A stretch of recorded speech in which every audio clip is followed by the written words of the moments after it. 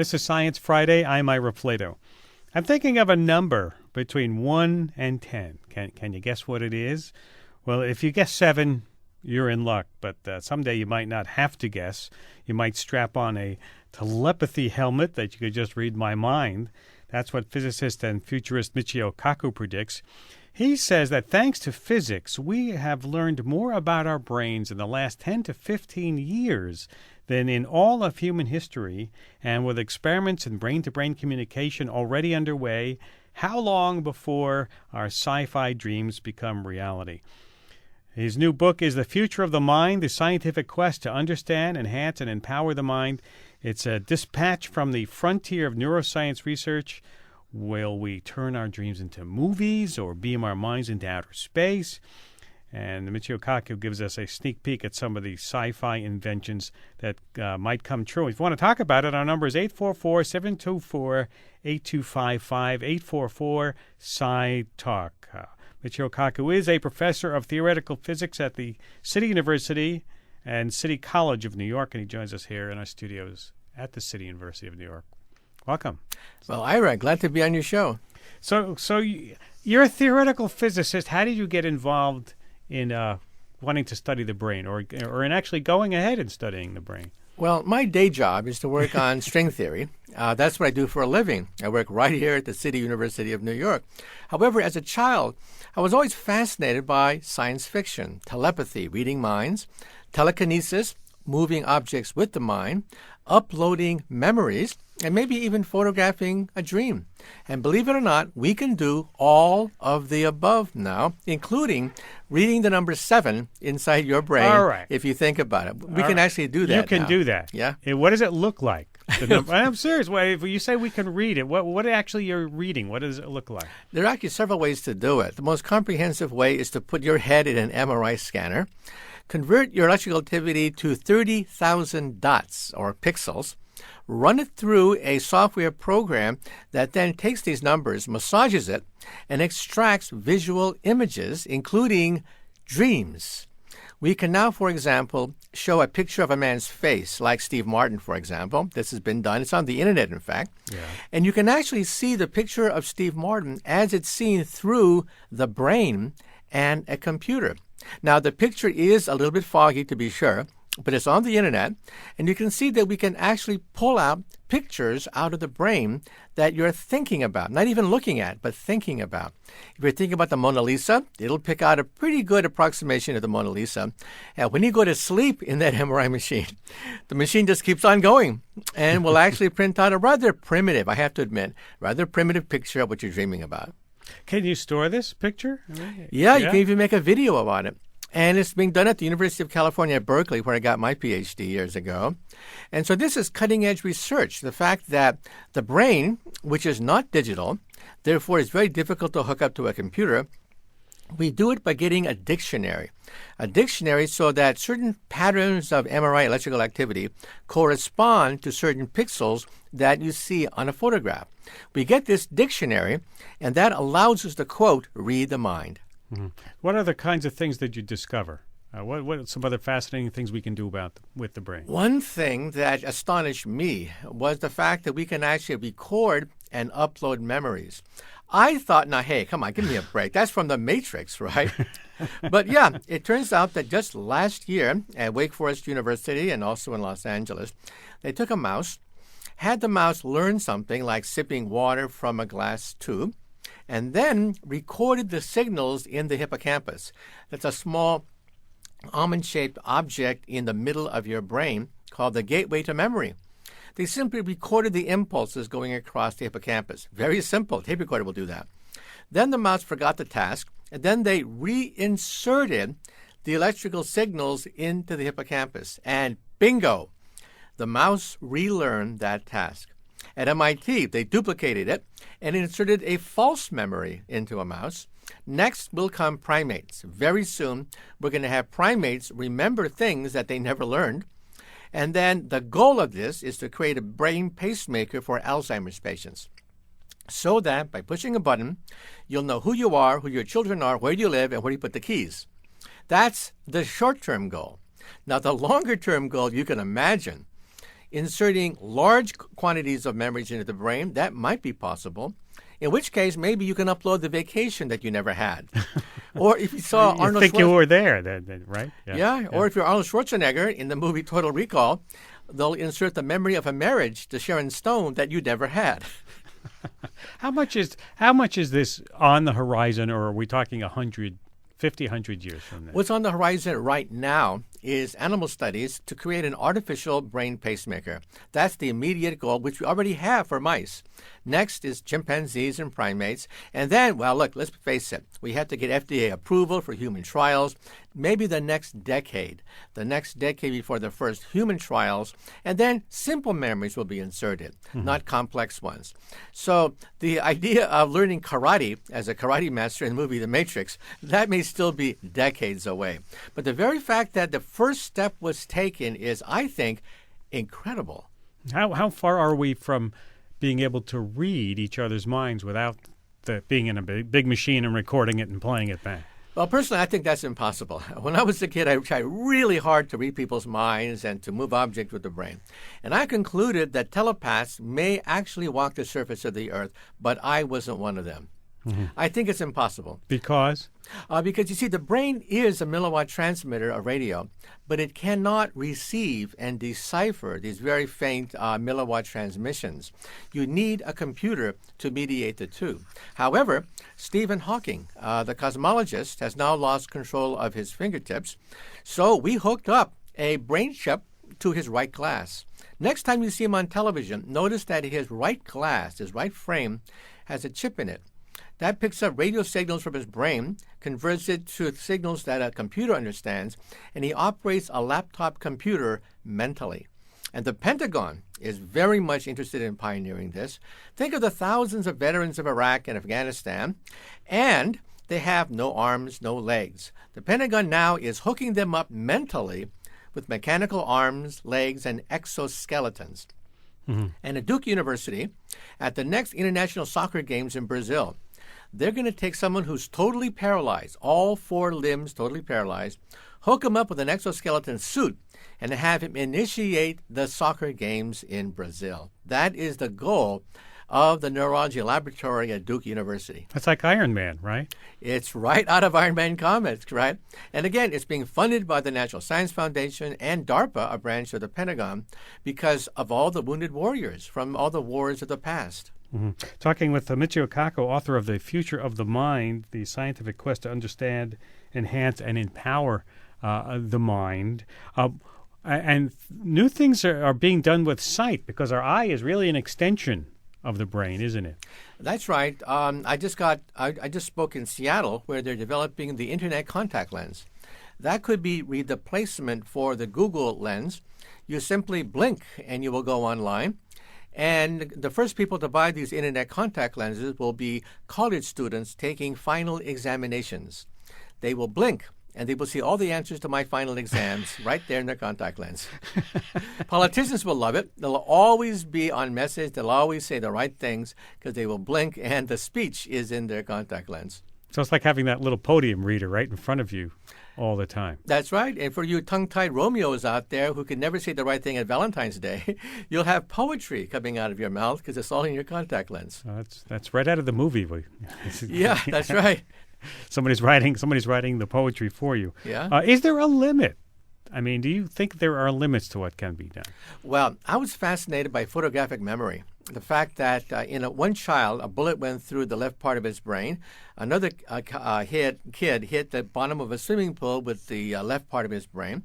Both of them then began to emerge with incredible mathematical skills of a genius. Now, tonight, after this lecture, do not get a hammer and do not hit yourself on the left temporal lobe thinking you're going to become a genius. But it's happened on a number of occasions, and we've scanned their brains. And we begin to realize that photographic memory really does exist. The guy in The Rain Man, the movie with Tom Cruise, right. Kim Peek actually memorized several thousand volumes and could actually recite line by line different pages of the volumes that he read. And when you scan their brains, you find out something rather unusual. This is a theory now, not fact. But we think that they have forgotten how to forget. Forgetting is not a normal process of wearing down memory. The brain doesn't work that way. It forgets because of very complex chemical reactions. They have forgotten how to forget a memory. Therefore, they can remember what they were doing 30 years ago on May 2nd at 4 o'clock in the afternoon, and they see it with clarity, just like they see today. But their brain doesn't get overloaded with excess information? Well, it clutters the mind. One person said it's like having split vision. One vision is what they see now.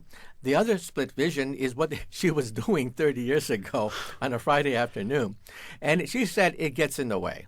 It really gets in the way. She wished she didn't have it, actually. Yeah, because there was some research that came out a week or two ago that said that when people age and they have trouble with their memory, it's not because they can't recall stuff, but it's because there's so much in there as you get older that, they did a computer simulation and the computer with all that stuff couldn't recall it either. Yeah, it turns out the memory is a very strange thing, but there's a gateway to memory, and that is the hippocampus. There was one famous case of a man named H.M. who had damage to his hippocampus, and he forgot everything except what he was doing at the moment. You would shake his hand, he would be happy to greet you, and then he would shake your hand again and again and again for decades. Wow. For decades. He saw himself in a mirror once as an old man, and he was shocked. He thought he was a young man because his memory was frozen as a young man. But then he would forget the memory of looking at the mirror. Right. And he'd go back to shaking your hands again. Wow. It's so strange that two movies were done about him, 50 First Dates with Drew Barrymore, and also Groundhog Day with Right. Bill Murray. Right, famous movies. All right, we're going to come back and talk lots more with Michio Kaku, professor of theoretical physics at City University of New York, author of the new book, The Future of the Mind, The Scientific Quest to Understand, Enhance, and Empower the Mind. Stay with us. We'll be right back after this break. Our number 844-724-8255. Don't go away. This is Science Friday. I'm Ira Flato. We're talking this hour about advances in neuroscience. What could today's cutting-edge studies mean for the future of our brains? Michio Kaku is professor of theoretical physics at the City College and City University of New York. He's now studying the brain, and he's got a great new book out called The Future of the Mind, The Scientific Quest to Understand, Exchange, and Empower the Mind. You reference great works of science fiction in your book. Do you think that they're great predictors or motivators for research? Oh, sure. The greatest astronomer of modern times was Edwin Hubble. He was destined to become a country lawyer for the rest of his life, but he remembered reading Jules Verne as a child. He quit his law practice, went to the University of Chicago, got a Ph.D. in astronomy, and went on to discover the expanding universe, which led to the Big Bang Theory, the greatest discovery of the last 100 years, done by somebody who as a child read Jules Verne. So I think that science fiction is a great motivator. And Isaac Asimov, for me, was a favorite science fiction author to read. And in fact, I end the book on a science fiction story that he wrote about sending consciousness into outer space. I think it is actually possible. And I work out some of the details how one day pure consciousness may explore the galaxy.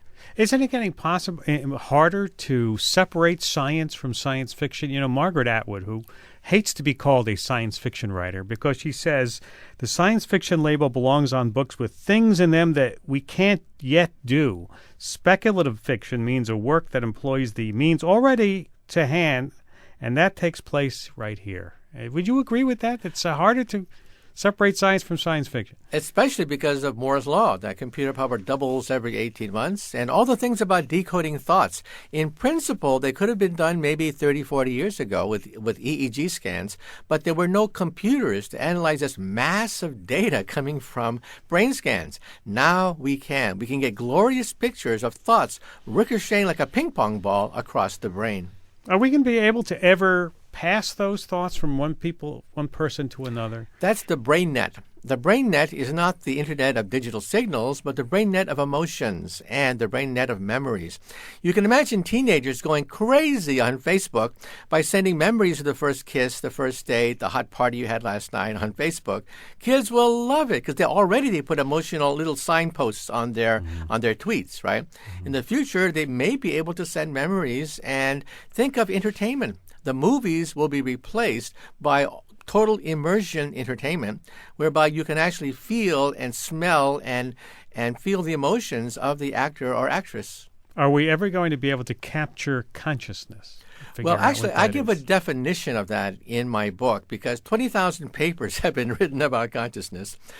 Never in science have so many devoted so much to produce so little. And in the book, I actually give you a measurable theory of consciousness, whereby you can rank the level of consciousness of animals, of people numerically, and it's a testable, falsifiable, and reproducible theory. Mm-hmm. What about artificial intelligence? You talk about it in the book about missteps in trying in the early days of computers to try to mimic artificial intelligence, and it didn't work. Yeah, sorry about that. Even though we have these enormous advances in reading the mind, true robots are still very elusive because the brain is not a digital computer. There's no Windows, there's no CPU, there's no Pentium chip, there's no software. The brain is a learning machine. It's a neural network. And that's why brain research has been so slow. But surrogates, on the other hand, they will eventually take over much of the exploration of outer space. Construction workers, firemen, their jobs will be made easier by robots mentally controlled by the brain. These are avatars or surrogates, and we'll put them on the moon. That's the cheapest way to build a moon colony without having to endanger lives and spend all that money on life support because robots never complain, they don't bellyache, and they don't have to come back. And you can operate them mentally from your hot tub on the planet Earth. Are we going to be transferring our consciousness or our brain thoughts and memories into a robot? That's right. In fact, they can even do that in Japan at a very limited rate. It's called Asimo, the little robot that looks like a little boy. They've hooked up a worker with a brain helmet connected to Asimo, and one day he may go into the Fukushima nuclear power plant and start to make repairs. Robots, as you probably know, have failed at Fukushima because robots cannot turn a screw. They cannot wield a hammer. They're useless inside a nuclear power plant. So why not hook a human who can turn a knob and turn a wheel and send the human-controlled robot into Fukushima? So that's one thing that the United States Pentagon is looking at very carefully. The Pentagon is now funding a crash program to repair the Fukushima reactor with robots. Number 844-724-8255. A few minutes to talk with Michio Kaku, author of The Future of the Mind. Let's go to the phones. Mohammed in Wheaton, Illinois. Hi. Welcome to Science Friday.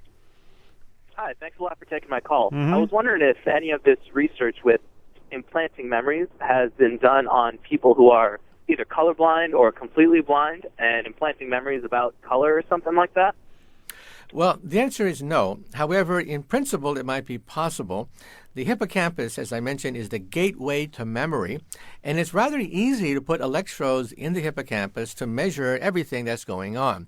Now, of course, we can't read it. We cannot decipher this gibberish of electrical signals, but we can record it, and then we can insert it back into the brain or the brain of somebody else, and in that way, perhaps even transfer memory from a sighted person into somebody who is blind.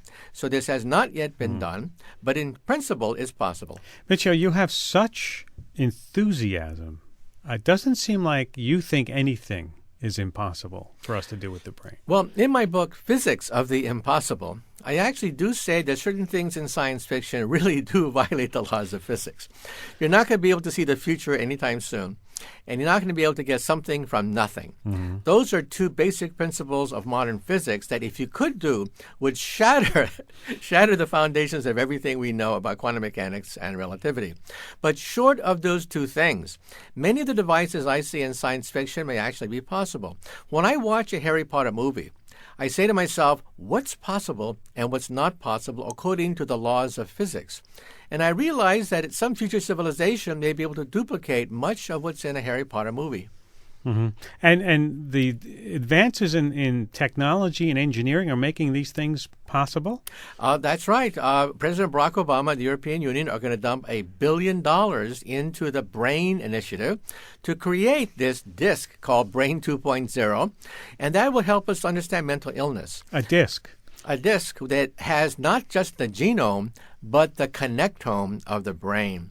And so if you have a genome on a disk and the connectome on a disk of your brain, then in principle, when you die, Well, in some sense, your personality, your memory, your personality quirks live on forever as 2 discs that could be perhaps revived by your descendants. So maybe one day your great grandkids will go to the Library of Souls and have a conversation with you. How soon is this all going to happen? Do you Of think? course, we're talking perhaps late in this century. The Connectome is not expected to be finished till probably mid-century or late in this century. Let's be real about that. I think my great-great-great-great-grandchildren may have absolutely no desire to have anything to do with me. By then, even your own kids don't want it. So Uh-oh. going down that way. You're right. Right, you're right. Yeah, I know. So where do you see where should we be spending our time in studying the brain now? Well, I think short term, we have the problem of mental illness, the problem of Alzheimer's, and we see that the afflictions of the brain are very ancient. The Bible mentions mental illness, for God's sake. They are a tremendous drain on the economy and the source of enormous suffering for families. We're going to get a handle on this because of all our advanced technology. For example, schizophrenics hear voices. If you brain scan a schizophrenic, you can actually see that the left temporal lobe lights up because they're talking to themselves. We do that normally, except their brain lights up without their permission. Now, without their knowledge, if all of a sudden your brain or my brain started to talk to itself, we'd say we're mad. And that, of course, is what madness is. It's a miswiring of the brain. Mm-hmm. And you think that short term, that's where we should be looking That's the work. goal of the President of the United States. Yeah. He said it explicitly in the State of the Union last January that the goal is to cure mental illness with an aging population with Alzheimer's, Right. depression, OCD, bipolar disorders. Every family in the United States Yeah. is touched in some way by mental illness. Other stuff on the back burner, a little bit of the futuristic stuff on the back burner then? Oh, yeah, well, the futuristic stuff is here right now. The exoskeleton, as I mentioned, we have prototypes of the exoskeletons right now in laboratories across the United States. Johns Hopkins University has perhaps one of the most advanced arms, mechanical arms that can shake your hand, that can fist bump you, that can high five, and it is controlled mentally by the brain. Well, thank you, Michio Kaku. It's a great book. Future of the Mind, The Scientific Quest to Understand, Enhance, and Empower the Mind. Thank you for taking time. That's to do right. this And next today. week, it'll be on number 1 on the New York Times bestseller list. Congratulations.